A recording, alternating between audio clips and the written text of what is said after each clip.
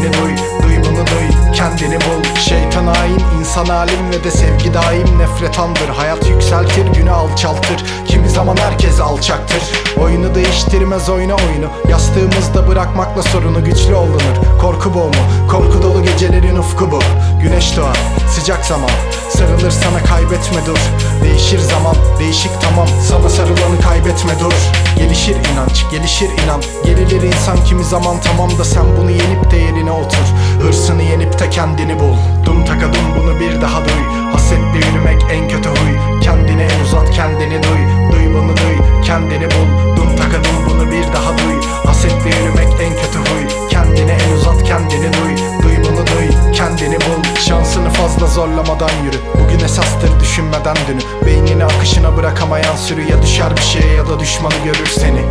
Anla beni. Negatif pozitif enerjiler gibi. Kimi bakışlar bıçak biler gibi. Kimisi şeytanı yanına diler gibi. Garip. Hani tabi arıyorsun ama bulamıyorsun. Benim ifade yolunu arayışım gibi.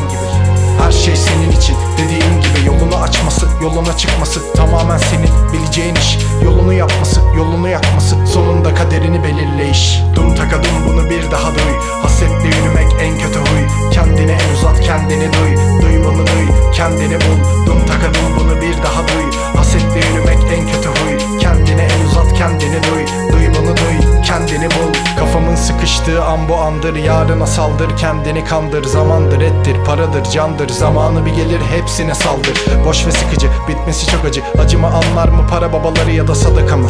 Sadakati vermeyen kolpalarım. Bu satır tamamdır, ortada salın. Üstüne alın, baksana kalın bu açıkta kalır. Gözyaşı hayır, iş başı tamam. Dedik ya aşacak kendini bulan. Şeytana bulaşan kendini bulur mu? Kapalı bir kutuda ve tam orada durur mu? İnsana bulanan tam insan olur mu? Kapalı bir kutuysa tam orada bulun. Dum takadum bunu bir daha duy. Hasetle yürümek en kötü huy. Kendine el uzat, kendini duy.